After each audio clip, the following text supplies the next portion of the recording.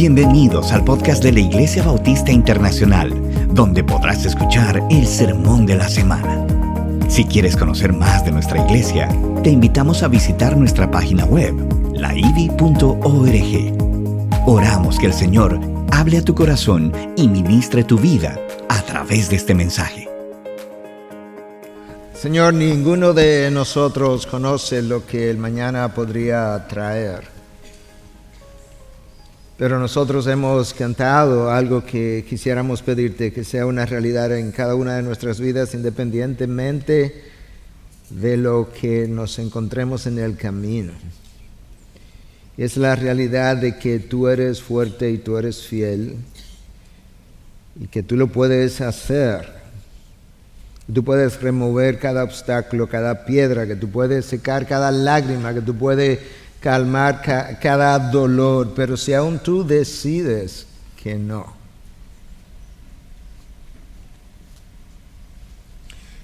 Conociendo que tu gracia es suficiente. Si tú decides dejar el aguijón en la carne, oh Dios, que nosotros diremos, está bien con mi alma. Porque sabemos que tú eres fiel, porque sabemos que tú eres bueno.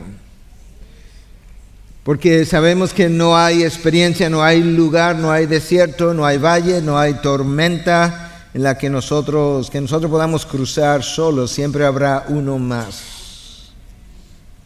Y eres tú. Tú fuiste un varón experimentado en dolores.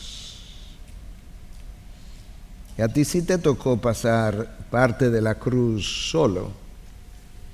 Y lo hiciste para que después de la cruz después de la resurrección yo jamás tuviera que estar solo. O sola para alguna de mis hermanas, para todas mis hermanas. Nosotros te pedimos que nos ayude no solamente a cantar bien, sino a vivir bien.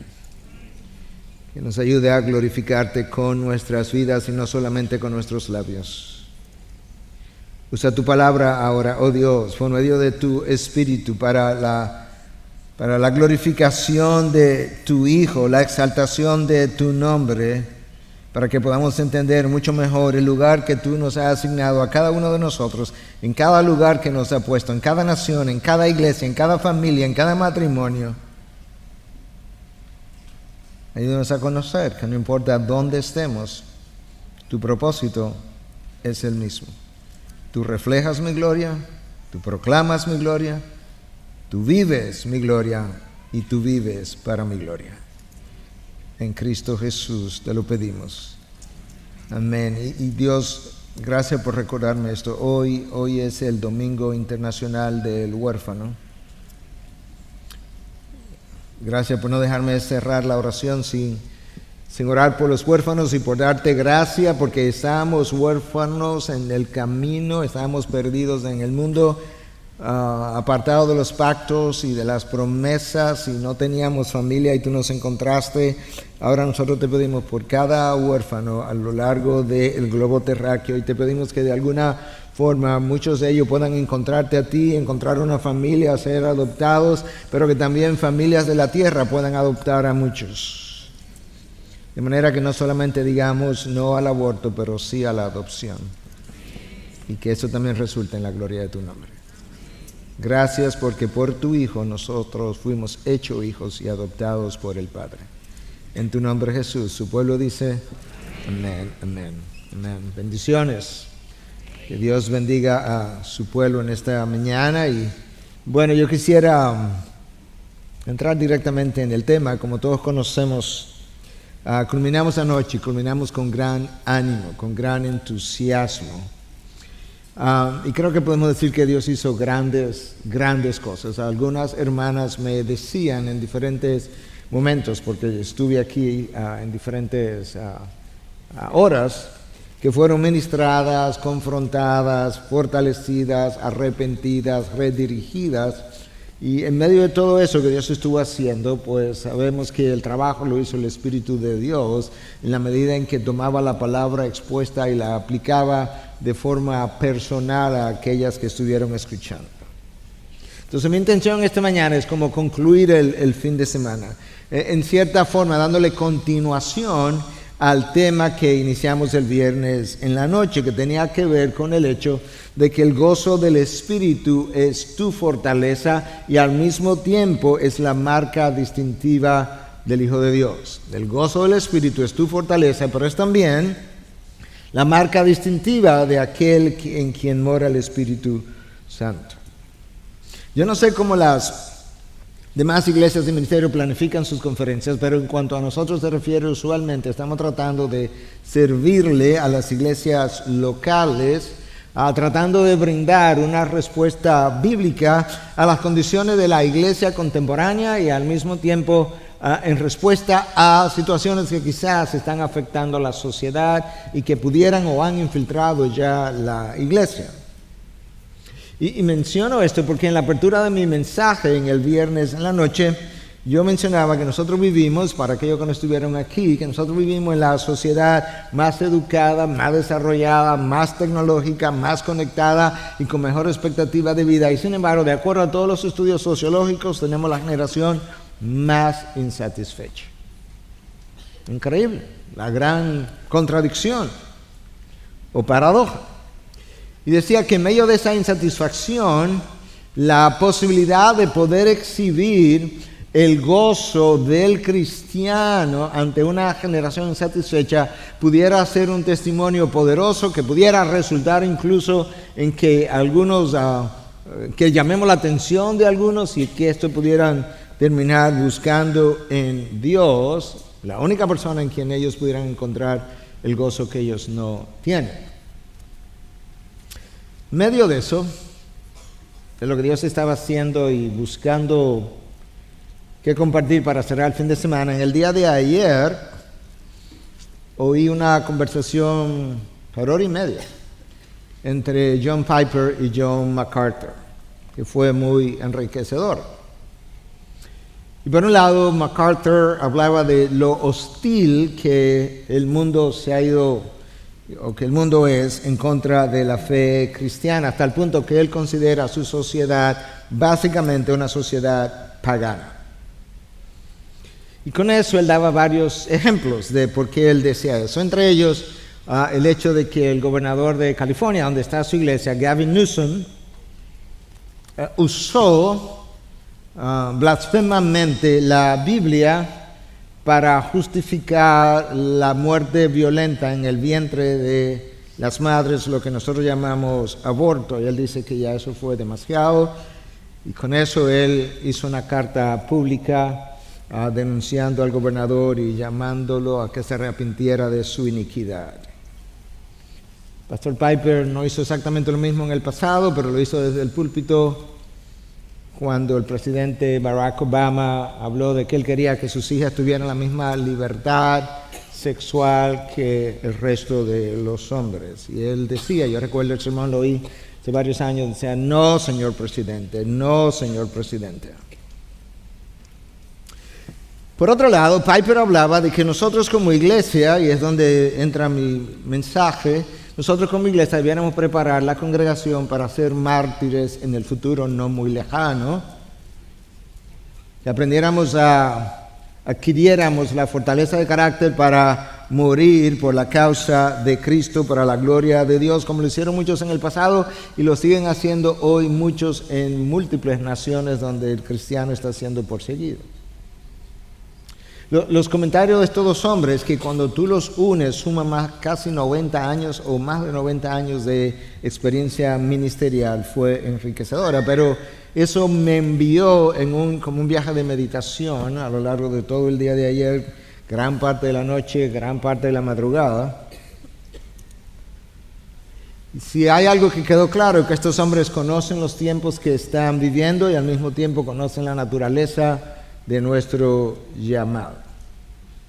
Entonces eso me llevó a traer este mensaje en el día de hoy, que tiene el título de Tu llamado, dolor y gozo, entretejidos sabiamente con la gloria de Dios. Tu llamado, tu dolor, tu gozo, están sabiamente, es la palabra que se me quedó fuera, entretejidos con la gloria de Dios. Y ahí en ese título cada palabra cuenta. Llamado, dolor, gozo, gloria, entretejidos y sabiamente. Quisiera comenzar con explorar un poco la naturaleza de nuestro llamado. Escucha lo que dice Filipenses 1:29, un versículo muy conocido para nosotros. Porque a ustedes se les ha concedido por amor de Cristo no solo creer en Él, sino también sufrir por Él. Se nos concedió eso. Se nos concedieron dos privilegios a la hora de llamarnos: creer en Cristo y sufrir por Cristo. Si tú te grabas eso en la mente y luego vas y lo vives en tus días, eso cambiará radicalmente tu forma de pensar, tu carácter y tu caminar. Que tú tienes dos privilegios concedidos por gracia. Uno es creer en Cristo y el otro es sufrir por Él. Yo quiero, comenzando este mensaje, ver de qué manera el apóstol Pablo entendió esto y cómo el entender la naturaleza de su llamado le permitió experimentar gozo en las peores circunstancias. Tú conoces que Pablo era un perseguidor de la iglesia. Pablo, en cierta medida, odiaba a los cristianos, los perseguía. Y un día en una de esas persecuciones iba camino a Damasco tratando de encontrar a algunos cristianos allá y traerlos a Jerusalén. Cristo se le aparece, Cristo le habla, le dice a Saulo, Saulo, ¿por qué me persigue? Y en ese encuentro, pues Saulo no solamente quedó convertido, sino que quedó ciego. Convertido y ciego. Dios entonces se le aparece a un discípulo que vivía en Damasco, para donde Pablo iba y donde terminó yendo, pero ya ciego, ya convertido, de nombre Ananías. Y entonces Ananías no quería ir, conocía a Pablo, conocía que era un perseguidor, un hombre peligroso, y Cristo tuvo que convencerlo para que fuera. Y estas fueron sus palabras. Versículo 15 de Hechos 9. Ve, el Señor dijo, ve, porque Él, Pablo, es mi instrumento escogido para llevar mi nombre en presencia de los gentiles, de los reyes y de los israelitas, porque yo le mostraré cuánto debe padecer por mi nombre.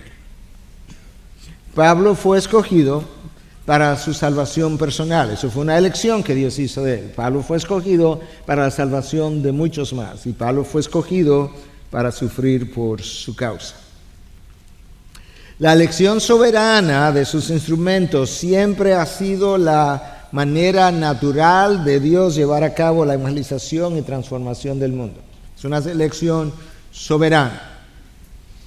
Es la forma natural de Dios llevar a cabo la evangelización y transformación del mundo a un alto precio a sus instrumentos.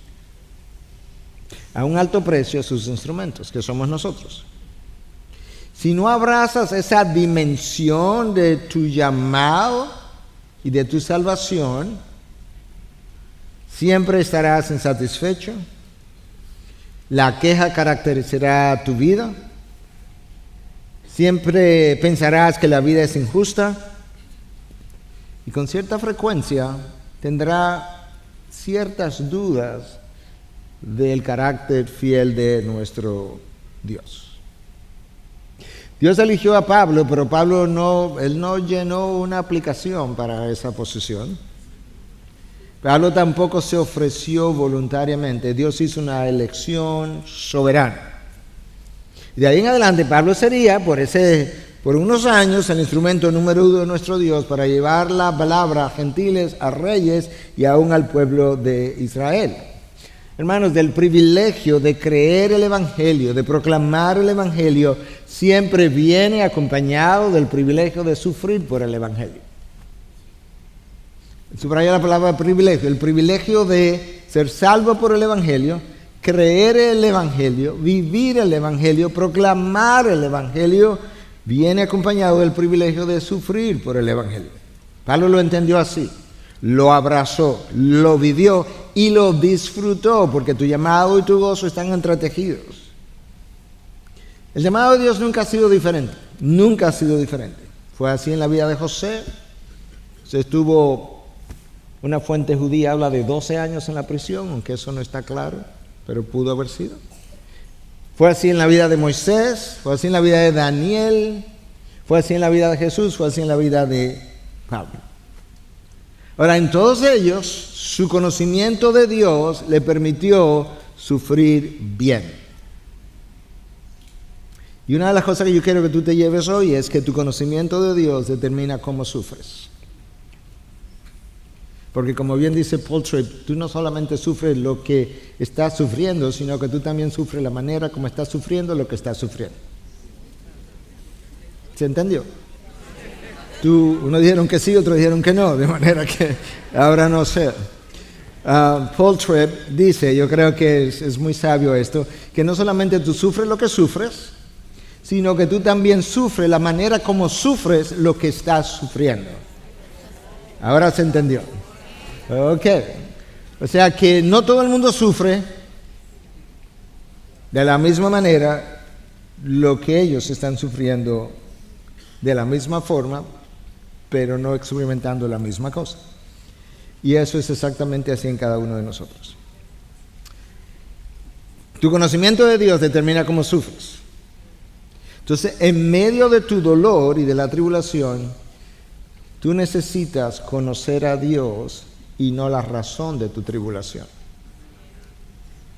En medio de tu tribulación, tú necesitas conocer a Dios y no la razón de tu tribulación. Cuando Job conocía a Dios de una manera, él tenía dudas acerca de por qué él estaba sufriendo. De hecho, no solamente que tenía dudas acerca de la razón por la que él estaba sufriendo, él estaba seguro de que él no tenía razón para estar sufriendo como estaba sufriendo, y en algún momento incluso comenzó como hasta cuestionar de cierta manera el carácter de Dios. Pero una vez que él conoció a Dios de otra forma, sus preguntas se terminaron, confió en Dios y Dios nunca le dio respuestas a sus preguntas, de manera que Job prueba que en medio de la tribulación yo necesito conocer a Dios y no la razón de la tribulación. Nosotros tenemos un llamado al sufrimiento, eso está claro. Filipenses 1:29, se le ha concedido el privilegio de creer en Cristo y también el privilegio de sufrir por Él, pero de sufrir bien, de sufrir con propósito, y todavía más, ¿no? Sufrir bien, sufrir con propósito y sufrir gloriosamente. Esa es la clave. No vergonzosamente, no a manera de aceptación y derrota. No, gloriosamente, porque cuando nosotros sufrimos bien, ponemos de manifiesto el valor de la sangre derramada por nuestra salvación. Déjame decir eso otra vez. Cuando tú sufres bien, tú pones en despliegue el valor de la sangre que se derramó por tu salvación, y ahora tú sufres con gozo. Pero también nosotros ponemos en despliegue el poder de la gracia que nos sostiene en medio de la dificultad. Una gracia que es capaz de sostener a un hombre colgado de una cruz y bendecir a aquellos que lo clavaron y lo pegaron contra el madero. Y después lo que la cruz hizo. Nunca subestime el poder de la gracia de Dios para convertir a otros cuando sufrimos bien. Vamos a decir eso otra vez. Hay muchas cosas que si tú tienes un lápiz, un papel o un celular o algo y lo quieres anotar, anótalo. Nunca subestime el poder de la gracia de Dios para convertir a otros cuando sufrimos bien. El ladrón en la cruz creyó en Cristo cuando lo vio ahí clavado junto a él en silencio, escuchando los insultos del otro ladrón, a quien el primer ladrón entonces trató de detener y reprendió incluso por lo que profería en contra de Cristo. Y Cristo allí, el único justo, el único inocente de los tres, sufrió bien, no abrió su boca. El centurión al pie de la cruz confesó a Cristo como el Hijo de Dios cuando lo vio sufrir bien y morir bien, porque ya estaba muerto. Tomás, el discípulo, creyó en el Cristo cuando éste se le apareció y le mostró sus llagas sin reprender su incredulidad. Y sus heridas y el amor por los suyos hablaron para Tomás por 1000 volúmenes que se hubieran escrito. Dios no solamente elige de forma soberana sus instrumentos, como ya hablamos, y lo estamos viendo y lo vimos en la vida de Pablo, sino, escucha, que Él elige también de forma soberana los sufrimientos a través de los cuales debemos atravesar. Dios elige de forma soberana sus instrumentos y luego de elegirlos, también elige soberanamente los instrumentos a través, o las circunstancias o los sufrimientos a través de los cuales nosotros debemos atravesar. Y cuando estamos en medio de esas circunstancias, lo más común es que Dios no nos dé una explicación de por qué estoy en medio de la tribulación en la que me encuentro, sino que Él más bien trata de susurrarnos en el interior: confía en mí, en mis propósitos, en mi gracia, en mi providencia, en mi amor, en mi poder y en mi sabiduría. Confía. Conóceme ahí, conóceme mis atributos. El apóstol Pablo confió en Dios, conoció a Dios, y eso le brindó una perspectiva completamente distinta de los sufrimientos por los cuales él atravesó. Le permitió ver su vida por encima del sol. Como estamos hablando de la naturaleza de nuestro llamado, estamos hablando ahora de lo importante que es que yo pueda entender que mi llamado está unido, entretejido con mi sufrimiento. Entonces yo quiero continuar desarrollando esa idea con el apóstol Pablo, de quien varios de nosotros y de ustedes estuvieron hablando en el día de ayer. Porque Pablo escribió la carta del gozo a la iglesia de Filipo. Y Pablo la escribió estando en una cárcel fría, oscura, solo. No había nadie con él. Y Pablo, entendiendo que él estaba en aquel lugar, por designio de Dios, vio su prisión de una manera distinta. Y este texto que lo leyó Katy para las mujeres que estaban aquí, de Filipenses 1, del 12 al 14, es el que yo quiero volver a leer para explorar. Quiero que sepan, hermanos, que las circunstancias en que me he visto han redundado en un mayor progreso del Evangelio, de tal manera que mis prisiones por la causa de Cristo, mis prisiones por su causa, o sea, Él es que me tiene aquí, se han hecho notorias en toda la guardia pretoriana y a todos los demás. La mayoría de los hermanos, confiando en el Señor por causa de mis prisiones, tienen mucho más valor para hablar la palabra de Dios sin temor. Cuando Pablo habla de la circunstancia en la que yo me encuentro, en el contexto inmediato se estaba refiriendo a la prisión ahí en Roma, pero en sentido general se refiere a los sufrimientos, persecuciones, acusaciones y prisiones diferentes en la que él se encontraba por la causa del Evangelio. Han tenido un efecto. Y Pablo, en medio de eso, escribe una carta, la carta del gozo. ¿Sabes por qué? Porque él tuvo claro, a partir de cuando él fue llamado, que no se trataba de él. Si hubiese sido por él, hubiese continuado persiguiendo a la iglesia hasta entrar al infierno. Pero hermano, tampoco se trata de ti. Y tampoco se trata de mí. Mientras más pensemos que se trata de nosotros, más nos quejamos. Si tuviéramos un quejómetro para medirlo, así mismo el quejómetro registraría un alto índice de egocentrismo. Nuestras quejas revelan que estamos viviendo con la perspectiva del viejo hombre y no con la del nuevo hombre. Como Pablo supo que no se trataba de él, Pablo no se enfocaba en lo que a él le estaba pasando. No, él se enfocaba en lo que Dios estaba haciendo. Esa es la razón por la que él escribe que sus prisiones han redundado en un mayor progreso del Evangelio. Pablo no está diciendo, mira, ayer no me dieron comida. La cárcel no me la limpiaron, que dudo que lo hayan hecho. La cárcel huele mal. No, él estaba viendo otra cosa.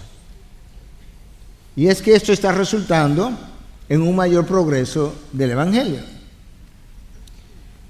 Hermanos, cuando nuestros ojos están sobre nosotros, cualquier dificultad o de sacrificio es un problema. La cosa más pequeña es un problema. Nos cambia el ánimo, nos irrita, nos descompone. Es más, me arruina el día. Y hablamos así, oye, yo iba tan bien y mira, oye lo que me dice, eso me arruinó el día. Te imaginas a Pablo en la prisión diciendo, oye, que le arruinó el día. Y yo aquí en esta prisión y me puedo mover y no me dan comida. Cuando mi mirada está en el reino de Dios, en medio de las peores circunstancias y de los mayores sacrificios, nosotros somos capaces de experimentar gozo porque de repente comenzamos a ver cosas que otros no pueden ver. Esto es lo que le está pasando a Pablo.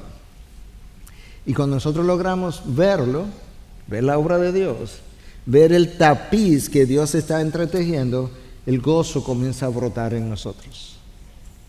Si los otros pudieran ver que mi corazón sonríe, nosotros pudiéramos decir, ¿de qué se está sonriendo? Esa es la razón por la que Cristo, o mejor dicho, Pablo habló de una paz que transciende el entendimiento. Es que es inentendible que tú puedas estar en paz y gozoso en medio de las circunstancias en las cuales uno se encuentra. Ahora, resulta que uno pensaría que la prisión de Pablo iba a ser como un obstáculo para el avance del Evangelio. Eso es lo que sería como lo más natural. Pero el Evangelio seguía progresando. La fe cristiana es la paradoja más grande de todas. Recuerda que una paradoja no es una contradicción, es algo que en la superficie parece una contradicción, pero el análisis más profundo revela que no lo es. Simplemente es algo que parece. Entonces, mira la paradoja de la fe cristiana. El evangelio progresa y se expande cuando tú encarcelas al evangelista. No tiene sentido. La cárcel del evangelista le trae gozo. Y las tribulaciones de Pablo, el instrumento elegido por Dios, en vez de debilitar a los hermanos, de amedrentar a los hermanos y de alejar a los hermanos, fortaleció a los hermanos. Ese es un movimiento raro, la fe cristiana. Y lo es, ¿sabe por qué? Porque no es natural, es sobrenatural. Ahí es donde está su rareza, que como es sobrenatural, no hay otro como él. La historia de nuestra fe es la historia de un movimiento que ha avanzado en medio de las peores tormentas y de los más terribles terremotos de la vida, hablando simbólicamente. Y ese es el problema, yo creo que el mundo de las tinieblas tiene, porque ¿qué tú haces con un movimiento que mientras tú más lo sacudes, más lo expande? Es como que tienes un saco de semilla, que mientras más lo sacudes, más las semillas se expanden y mayor es la cosecha. Y eso es como tu llamado, tu dolor, tu gozo, son sabiamente entretejidos con la gloria de Dios. Cuando tú tienes la perspectiva correcta, tú puedes ver tu sufrimiento y puedes ver que tu sufrimiento tiene propósito, tiene sentido, tiene significado y, como diría en inglés, it makes sense, hace razón, tiene razón. Filipenses 1:13, que yo lo leí. De tal manera que mis prisiones por la causa de Cristo se han hecho notorias en toda la guardia pretoriana y a todos los demás, como mencionaba Katy ayer a las hermanas. ¿Tú notaste lo que Pablo está diciendo? Que mis prisiones por la causa de Cristo se han hecho notorias. Ahora, no es de Pablo que se está hablando, es de la causa por la que Pablo está preso. Y Pablo dice, eso es maravilloso. O sea, que se esté hablando de que un prisionero romano, Pablo era romano, un prisionero romano, esté preso en una prisión romana a causa de un rabino judío, eso es extraordinario. Y toda la guardia pretoriana se enteró. Eso, uno piensa en la guardia pretoriana, que era como la guardia designada mayormente para cuidar el emperador, en este caso o el gobernador, pero todo lo que tenía que ver con el régimen, no eran 3 gatos, como decimos nosotros, eran 9,000 soldados. 9,000 soldados, los mejores pagados, con el mayor entrenamiento y con mayores responsabilidades. Ellos formaban parte de los guardaespaldas del César.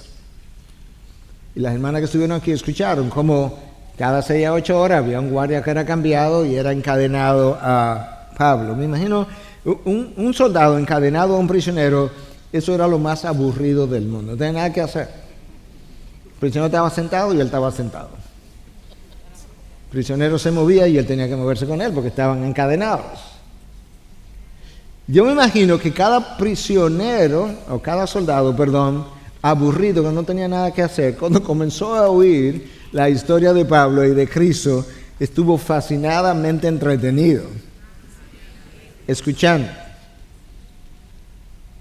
Ahora, ¿tú quieres saber si los soldados del César se estaban convirtiendo? Tú lo único que tienes que hacer es, tú llegas al final de la carta de los Filipenses y tú lees el 4:22. Escucha, Pablo dice a la iglesia de Filipe, saluden a todos los santos en Cristo Jesús. Los hermanos que están conmigo, pero él estaba solo, no, ya no. Los hermanos que están conmigo los saludan. Todos los santos los saludan, especialmente los de la casa del César. ¿Tú quieres saber si la guardia se estaba convirtiendo? Yo estaba solo, el evangelio se esparció. Y ahora yo tengo santos conmigo, ellos le mandan saludos. Es un movimiento raro. Dios había enviado a Pablo a la cárcel, llenó de propósito y de significado sus cadenas, y Pablo pudo ver ese propósito. Hermanos, cuando tú no puedes ver o confiar en Dios en medio del dolor, cuando tú no puedes confiar en Dios en medio del dolor, comenzamos a quejarnos. ¿De qué? De sus tratos. A veces lo oímos en consejería. Pastor, yo sé, pero a veces me parece que esto no es justo. Sí, es injusto que a mí me toque esto. Porque yo veo a otros, sí, lo que pasa es que veo a otros que están, lo que tú entiendes, peor que tú, pero no veo a otros que verdaderamente están en condiciones de persecución y en cárceles. Cuando nuestros ojos están fijos en nosotros y no en sus propósitos, solamente podemos ver las cadenas, pero no su fruto. Las cadenas tienen fruto. Pablo lo vio. Pero cuando yo estoy enfocado en mí, lo único que yo puedo ver es cómo yo soy afectado. Pero yo no puedo ver cómo otros son afectados por lo que a mí me está afectando, porque Dios lo está usando. Cuando sabemos sufrir bien, muchas veces tus heridas físicas son usadas para sanar las heridas emocionales de otros. Cuando sabemos sufrir bien, muchas veces la enfermedad que te llevó a la cama, que te llevó a la tumba, que te llevó a la debilidad, o cualquier otra cosa, Dios la usa para sanar las heridas espirituales y emocionales de otros. Escucha Isaías 53:5. Pero Él fue herido por nuestras transgresiones, eso fue físico, molido por nuestras iniquidades, físicamente. El castigo por nuestra paz cayó sobre Él, y por sus heridas hemos sido sanados. pero alguien tenía que saber sufrir bien, entender su llamado, abrazarlo, vivirlo y por el gozo puesto delante de él, celebrarlo. Fueron las llagas que sanaron las heridas de tu pecado. Fueron las llagas que sanaron las heridas de tu pecado. Cristo vino con ese llamado, sufrió con el privilegio, entendió el privilegio de sufrir durante su encarnación. Pero como abrazar tu llamado y conocer a Dios te permite ver lo que otros no ven, entonces él pudo ver futurísticamente, y eso lo llenó de gozo, anticipó el gozo, glorificando al Padre, porque él sabía que Dios estaba entretejiendo un tapiz extraordinario con todo eso que estaba ocurriendo. Es como si Jesús hubiese sido la aguja con la que Dios estaba entretejiendo el tapiz de la salvación. La pregunta es si tú estás dispuesto a ser herido corporalmente o emocionalmente con tal de que otros sanen espiritualmente. Con tal de que otros te observen, se maravillen de la gracia desplegada en ti en medio del dolor y del sufrimiento, no puedan explicarse la paz que tú tienes, que trasciende tu entendimiento y el de ellos, y que puedan ver esa sonrisa en ti de tal forma que le llamen la atención y tengan que preguntarte. Yo nunca voy a olvidar uno de mis últimos días en Estados Unidos, haciendo una de mis últimas rondas en el hospital. Esta terapista que yo la veía siempre en el piso y nunca habíamos intercambiado conversación excepto hola, buen día, ¿cómo estás? Y quizá alguna información sobre un paciente. Ya yo estaba saliendo del piso y ella me llamó y me dice, doctor, ¿yo pudiera hacerle una pregunta? Y yo, sí, cómo no. Yo lo veo prácticamente todos los días venir y yo siempre lo veo de buen humor y con gozo haciendo su trabajo, algo que su rostro no reflejaba. Y me decía, ¿usted me pudiera decir cuál es la causa? Cristo en mí, mi esperanza de gloria. Cristo en mí y mi esperanza de gloria. Oye lo que Dios hizo. Dios encadenó a Pablo y desencadenó la palabra. Encadenó a Pablo y desencadenó la palabra. Pablo no podía moverse, pero la palabra no podía detenerse. Y eso es lo raro de la fe cristiana. Pero Pablo sabía que su propósito en esta vida no era tener la libertad para moverme. Hermano, nosotros nos bajamos de un caballo y nos subimos en otro caballo. Bajémonos de todos esos caballos. Pablo sabía, mi propósito en la vida no consiste en la libertad para moverme, porque su vida no se trataba de él, sino que el propósito de su vida tenía que ver con la expansión del Evangelio. Y por consiguiente, cada vez que él veía el Evangelio expandirse al costo que fuera, él estaba cumpliendo su propósito y la gracia de Dios le permitía experimentar el gozo de Dios. Hermanos, Pablo llegó a sacrificar todas sus necesidades, todos sus deseos, todas sus aspiraciones, toda su libertad y toda su diversión en el altar del Evangelio. Cristo también. Y lo ha hecho cada hombre que Dios ha usado, mujer, para marcar su generación. Déjame decir eso otra vez. Pablo llegó a sacrificar todas sus necesidades, todos sus deseos, todas sus aspiraciones, toda su libertad y toda su diversión en el altar del Evangelio. Cristo hizo lo mismo, porque Pablo vivió por el Evangelio y vivió para el Evangelio. Y eso lo llevó a sufrir bien. Hermanos, Dios ha tenido un solo hijo. O sea, legal, legítimo, natural, Jesús. Pero como decía alguien, nunca ha tenido un solo hijo sin sufrimiento. Entiende esto, que cuando yo sufro, O tú necesitas el sufrimiento para seguir formando la imagen de Cristo en ti, o el reino de los cielos, la causa del Evangelio, necesita tu sufrimiento, o las dos cosas. Cristo no necesitaba el sufrimiento para formar la imagen que ya él tenía, pero el reino de los cielos lo necesitaba. La causa del Evangelio lo necesitaba.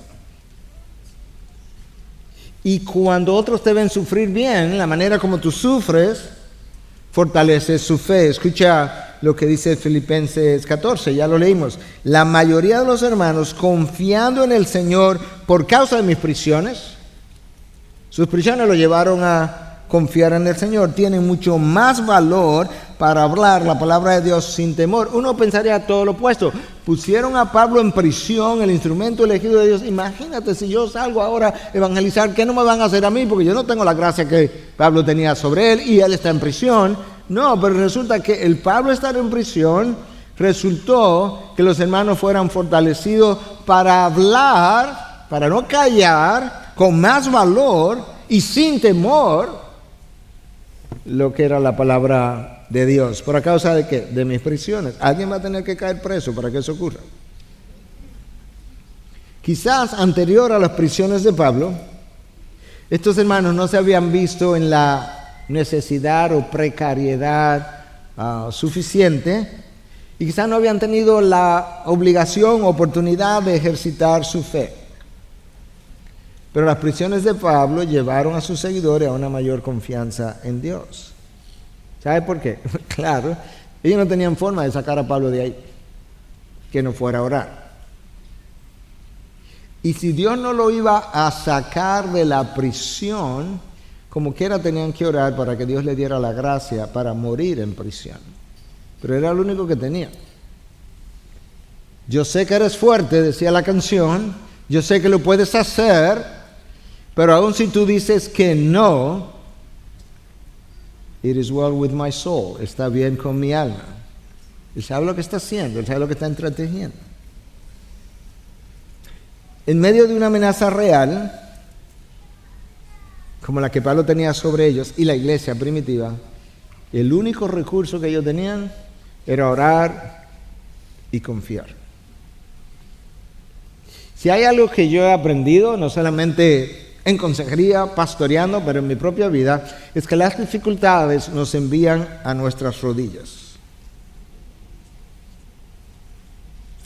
Y usualmente rodillas con callos son el resultado de un corazón dolido. Rodillas con callos son el resultado de un corazón dolido. Cuando nosotros sabemos sufrir bien, escúchame, cuando aprendemos, porque esto hay que aprenderlo. Cuando nosotros aprendemos a sufrir bien, de lo que hablaba Piper con John MacArthur, resulta que esto es lo que ha ocurrido. El dolor de mi corazón ha bajado hasta mis rodillas y le ha dado forma de callo a las rodillas en oración. Y la oración es el instrumento, el método, la forma de yo depender de Dios. Uno pensaría que las dificultades, como mencioné ya, alejarían a los hermanos de Dios, pero no. A veces ocurre que las dificultades alejan al verdadero Hijo de Dios, de Cristo, del Salvador, pero eso ocurre solamente en una ocasión, cuando nuestro reino es más importante y prioritario que el reino de los cielos. Claro que voy a salir corriendo, porque lo que me importa es cómo me afecta a mí. Pero cuando el reino de los cielos, que yo debo buscar primero, de acuerdo a Cristo, es prioritario, no, al contrario, las dificultades me acercan a Él. Ahora, ¿qué ocurre? Que cuando mi reino es prioritario por encima del reino de los cielos, entonces en esa circunstancia nosotros tendemos a evaluar la fidelidad de Dios de la que hemos cantado por nuestro nivel de dificultad en la vida. Cuando nuestro reino es primario, yo miro el carácter de Dios y evalúo, concluyo acerca de su fidelidad, de lo que el pastor Reinaldo decía, que Dios siempre, siempre, siempre, siempre, y después de siempre será fiel. Yo evalúo la fidelidad de Dios de acuerdo al grado de dificultad de mi vida. Alto grado de dificultad y dolor, bueno, Dios no es fiel. Pero cuando nuestra mirada está en el reino de los cielos, nosotros evaluamos las pruebas en términos de cómo ellas han servido al avance del Evangelio y a la gloria de Dios. Y si vemos a Dios glorificado y al Evangelio esparcido, nos llenamos de gozo, de satisfacción y podemos resistir. El gozo es un asunto de perspectiva. Ya se mencionó en el fin de semana en un par de las charlas, según vi frases posteadas. Visto de abajo, las circunstancias, lo único que nos produce gozo son los placeres del mundo, muchos de los cuales pudieran ser legítimos. Los placeres del mundo, las ofertas del mundo. Y muchos, quizás la mayoría, no lo son. Ahora, visto desde arriba, solo los propósitos de Dios nos llenan de gozo. Déjame leerte esta frase de John Blanchard. John Blanchard murió el año pasado, fue un predicador y apologista cristiano. Él dice lo siguiente, es una frase bien corta. Dios prefiere que experimentemos dolor santo antes que el placer pecaminoso. O sea, la preferencia de Dios, ni siquiera la preferencia, la escogencia de Dios, porque no es como que Dios dice, bueno, yo prefiero esto sobre aquello. No. Pero esto es como la frase está. Dios prefiere que experimentemos dolor santo antes que el placer pecaminoso. Y las dificultades nos llevan a confiar en Dios. Pero ¿cómo las dificultades nos llevan a confiar en Dios? Bueno, mira cómo. Cuando mis dones y talentos y preparación académica o de otro tipo son insuficientes, comienzo a aprender a confiar en Dios. Cuando mis amigos no están presentes, o cuando el dinero es carente, o cuando las salidas son inexistentes. Cuando mis dones son insuficientes, mis amigos no están presentes, el dinero es carente o las salidas no existentes, ahí yo digo, ¿verdad que tengo que confiar en Dios porque ya no me queda nada? Y Dios dice, nunca te quedaba nada, lo único que tú tienes lo tienes de mí, si no lo tienes de mí no lo tienes. Yo soy tu única garantía, hoy, mañana, en el futuro, ayer. Y cuando no tenemos nada así, hay una sola dirección en la que tú puedes mirar, ¿y cuál es? Hacia arriba. Tú sabes que una de las cosas buenas, de acuerdo a la perspectiva de Dios, y yo lo veo todo el tiempo porque soy médico y veo pacientes casi todos los días, es que cuando tú estás enfermo en una cama solamente puedes ver para arriba. Y es hacia arriba que tú ganas perspectiva de las cosas. Dios a veces nos acuesta. Y por eso las enfermedades muchas veces tienen el mismo efecto de las cadenas de Pablo. Tengo que ver hacia arriba. Recuerda a Job, ya te lo mencioné. Al principio de su dolor, él no tenía la perspectiva correcta. Él conocía a Dios, él mismo afirma, yo lo conocía, yo no voy a decir que no, pero de oídas. Pero cuando yo pude verlo por lo que Él es, y no sabemos lo que Él vio, pero vio una dimensión mucho mayor, ahora entonces su perspectiva fue corregida y mejorada. Y se cayó. Yo creo que nosotros hablamos mucho en la tribulación, en la dificultad, porque no vemos. No tenemos una distorsión tan masiva de cómo es el propósito de Dios para mi vida, que no nos callamos. Y lo único que Dios tiene que hacer para callarnos, tú sabes que no damos una respuesta acerca de por qué sufro, es enseñarme quién Él es y cómo Él es. Y sabes que nos dio su palabra. Y desde el capítulo 1 del Génesis me está enseñando y diciendo y mostrando cómo Él es. Él abrió su boca y los cielos y la tierra se formaron. ¡Wow! la luna, el sol y todo lo que hay. Escucha la misma idea de Joni Eareckson Tada, paralizado a los 17 años, con ya más de 60 años de vida. Ella dice que, o nos recuerda, que lo que más nos ayuda a atravesar por el sufrimiento es una visión correcta de nuestro Dios. Fíjate que, bueno, yo creo que ella ha estado mirando para arriba mucho tiempo. Obviamente no siempre ha estado en cama, pero creo que ha estado encamada mucho tiempo. Y muchas veces nosotros creemos que lo que necesitamos es una esperanza en la próxima vida. ¿Y sabes qué? Sí, necesitamos eso. La palabra habla de eso, de manera que no estoy diciendo que no. Pero eso a veces se dificulta. Se dificulta porque todavía como hay ojos humanos no han visto ni oídos han oído, eso a nosotros como que no nos llena de mucha fe, de mucha garantía, porque yo no tengo forma de imaginarme cómo es eso. Pero en realidad, lo que cambia mi manera de sufrir, lo que cambia mi manera de atravesar la vida, lo que cambia mi manera de relacionarme con otros, lo que me da la fortaleza para yo resistir en cualquier circunstancia donde Dios me haya puesto, en cualquier nación, cualquier ministerio, en cualquier iglesia, en cualquier matrimonio, en cualquier familia, es el conocimiento de Dios. Eso es.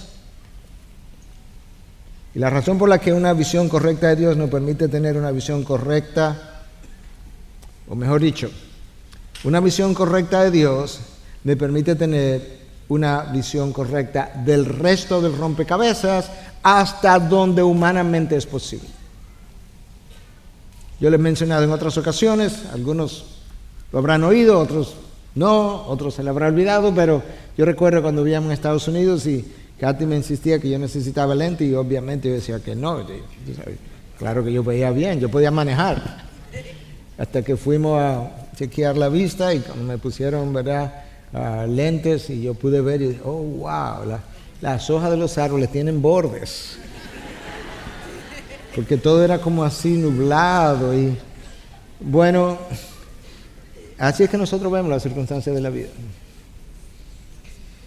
Escucha, Pablo, una observación más. La mayoría de los hermanos, confiando en el Señor, tuvieron mucho más valor para hablar la palabra de Dios sin temor. Entonces, ya mencioné brevemente, Dios usa nuestro sufrimiento para fortalecer la fe de otros. Otros se fortalecen emocionalmente si te ven sufriendo bien, porque si te ven sufriendo mal, probablemente jamás querrán pasar por la misma circunstancia por la que tú estás pasando. Pero déjame decirte algo más. Cuando Pablo termina de escribir Filipenses, está hablando de que hay santos con él, y yo te mencioné, probablemente probablemente no, él lo dice, lo de la casa del César te saludan. Y ahora él tenía gente con la quien él podía compartir su sufrimiento. Pero también tenía gente en la iglesia de Filipo, donde probablemente estaban orando por él, y esa es la razón por la que Pablo, cuando escribe a los Filipenses en 1:7, escucha lo que él dice. Filipenses 1, versículo 7. Es justo que yo sienta esto acerca de todos ustedes, porque los llevo en el corazón, pues tanto en mis prisiones como en la defensa y confirmación del Evangelio, todos ustedes son participantes conmigo de la gracia. El dolor no fue diseñado para llevarlo en privado. Hermanos, si te alejas para sufrir en privado lo que estás sufriendo, estás viviendo en contra de lo que Dios diseñó. Y eso no te puede acarrear nada bueno. El dolor fue diseñado para sufrirlo en comunidad. Por eso que Pablo dice que ustedes han participado conmigo de mis prisiones. Pues tanto en mis prisiones como en la defensa y confirmación del Evangelio, todos ustedes son participantes conmigo. Pablo, pero ellos no están presos. No, pero ellos participan conmigo cuando me escuchan, cuando saben de mí, cuando oran por mí, cuando esperan que yo salga, y ellos están ahí participando de mi dolor. Y cuando ellos veían a Pablo soportar todo esto, él pensó, si él puede, yo puedo. Esa es la idea del capítulo 11 del libro de Hebreos. La idea de hacer esta lista larga de héroes de la fe en el libro de Hebreos es uno solo, es animarme, estimularme a que yo pueda ver como otros lo hicieron, viendo las promesas, ¿verdad?, desde lejos, saludándolas, y cómo ellos fueron incluso perseguidos, algunos fueron hasta cortados, aserrados en dos, y el Espíritu entonces los sostuvo, y estos fueron hombres y mujeres de que Dios dice que el mundo no era digno de tenerlos y por eso Él se los llevó. Porque las vidas de aquellos que han sufrido bien tienen algo inspirador y nos mueven a querer imitarlos. El dolor, hermanos, frecuentemente trae lágrimas a los ojos, tú lo sabes. Y las lágrimas tienen la propiedad, cuando están en tus ojos, de nublar tu visión. Excepto cuando esas lágrimas son el fruto de sufrir en las manos de Dios, en cuyo caso las lágrimas nos dan una mejor percepción de las cosas. Las lágrimas naturalmente bloquean mi visión, te empañan, tú lo has visto. Pero resulta que hay otras lágrimas que mientras bloquean la visión física, amplían la visión espiritual y nos dan una mejor percepción de las cosas. Y por eso decía alguien que a veces podemos ver más a través de una lágrima que a través de un telescopio. Y Dios usa las lágrimas. Antes yo solía de no querer llorar en el púlpito, ahora en buen dominicano no me importa. Cuando yo estaba cuidando mi apariencia era que me importaban. Pero yo sé que Dios usa las lágrimas porque sabes que nosotros tendemos a tener un corazón duro y la dureza de corazón nos impide tener la apreciación correcta de las cosas, pero las lágrimas ablandan nuestros corazones. Y cuando mi corazón es ablandado, yo tengo una mejor perspectiva de la vida. Recuerda la cruz, porque tú tienes que ver toda tu vida a través de la cruz, y la cruz es el recordatorio de dos cosas, o tres cosas, o más, no sé, pero nos recuerda que nosotros estamos en la situación en que nos encontramos por el pecado de Adán, el pecado que, lo que el pecado de Adán nos trajo, ese es el primer recordatorio. Pero la cruz con frecuencia nos recuerda también que muchas veces nosotros tenemos que sufrir y sufrir bien para que otros sean salvos. No puede ser que el Hijo de Dios, no, o sea, a Cristo le tocó eso muy bien, bien hecho por Él, pero a mí, no.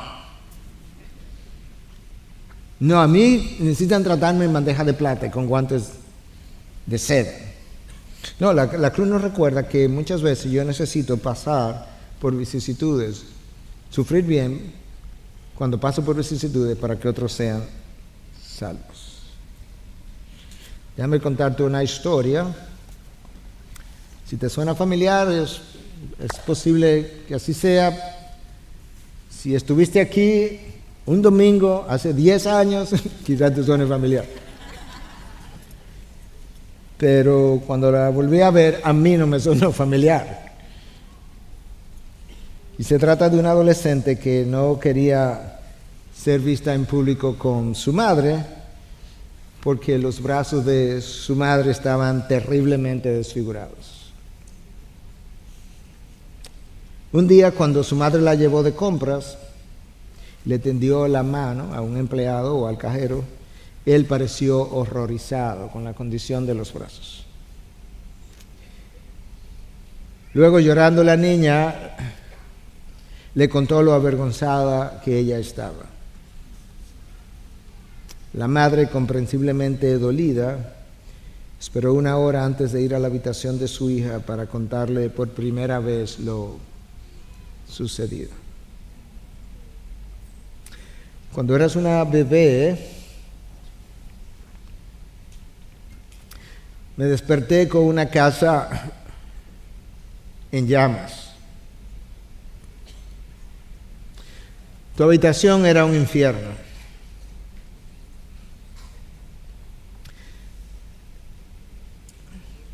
Había llamas por todas partes. Podría haber salido por la puerta principal,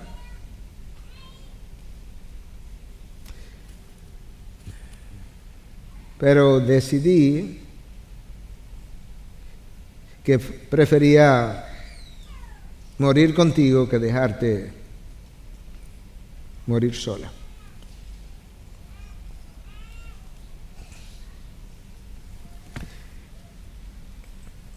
Corrí a través del fuego y te cubrí con mis brazos.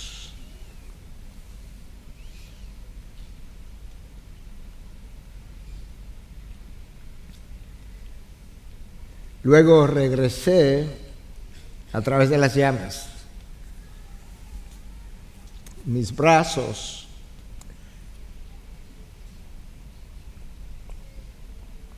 ardían. Cuando salí al césped, el dolor era agonizante.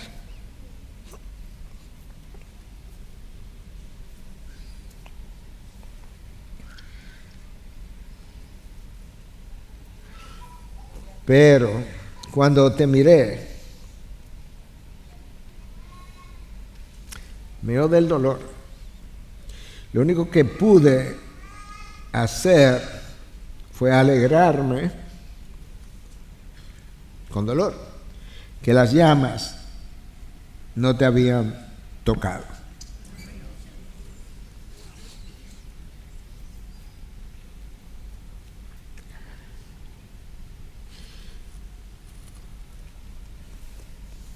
Atónita, la niña miró a su madre con ojos nuevos.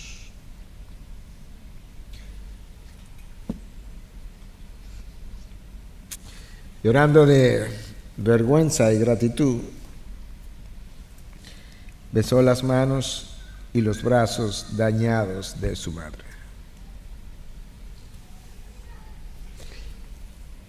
Esa historia, si la recuerdas, para el resto de tu vida debes recordarte que tú y yo jamás podremos o debemos avergonzarnos del Evangelio.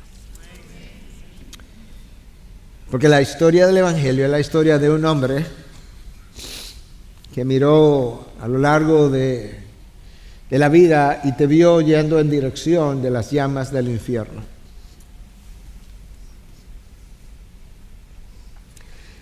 Donde te ibas a quemar. Y ese hombre decidió dejar su gloria.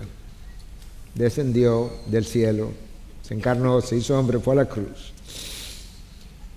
Y allí extendió los brazos que fueron marcados por las heridas de los clavos que apretaron sus manos contra aquel madero y contra el instrumento o el documento adverso que nos condenaba, la ley de Dios, para que tú no fueras quemado. Y tú puedes ver en la vida de Cristo de qué manera tu llamado, tu dolor y tu gozo son sabiamente entretejidos para la gloria de Dios. Tú puedes ver en la historia de esa madre que cuenta que el dolor era agonizante y el dolor agonizante al mismo tiempo no le impidió experimentar el gozo de verla a salvo y no tocada por las llamas. Cuando tú puedes ver los propósitos de Dios en medio del dolor agonizante, tú podrás ver lo que Dios está haciendo y podrás regocijarte de ver que el Dios que te salvó, que el Dios que te llamó, también te eligió como instrumento soberanamente, eligió soberanamente el dolor a través del cual tú y yo necesitamos atravesar, porque tú lo necesitabas y otros lo necesitaban y el reino del cielo lo necesitaban, y era lo que podía mejor, no solamente salvar a otros, sino transformar a otros y todavía más, glorificar a Dios y mostrar al mundo el precio de la sangre derramada o el valor de la sangre derramada por ti y el poder de la gracia que te sostiene en medio de la adversidad. Padre, gracias. Gracias por Cristo, gracias por su cruz. Gracias que Él nos muestra de qué manera podemos abrazar nuestro llamado, de qué manera nuestro llamado ha sido intrínsecamente vinculado a un llamado de dolor también, pero un dolor que no es sordo, que no es un dolor sin propósito, es un dolor lleno de sentido, de significado, de resultados y aún de gozo. Cuando nosotros finalmente nos olvidamos de nuestro reino, nos enfocamos en el tuyo y podemos ver lo que tú haces a cada paso, con cada experiencia que vista desde afuera, oída desde afuera, pudiera estar diciendo gloria, y a Dios gloria, y a Dios gloria. Señor, perdónanos porque dificultades que pudieran parecer enormes a nuestra capacidad humana, al lado de la cruz, palidecen, e incluso circunstancias que son pequeñas incluso en nuestras vidas y que nos parecen enormes porque nos sentimos tan incómodos con ellas, no solamente palidecen, sino que se vuelven vergonzosas cuando las dejo mojar por la sangre que tú derramaste. Ahora entendemos por qué Pablo llamó a sus peores momentos dificultades leves y pasajeras. Ayúdanos a vivir por Cristo. Que mi vida sea Cristo. Que mi deleite esté en Cristo. Que mi vida sea un canto para Cristo. Que mi boca proclame a Cristo. Que mi dolor bien sufrido hable bien de la gracia de Cristo. Que mi dolor bien sufrido no solamente me transforme a tu imagen, sino que lleve a otros a ser salvados como yo lo fui.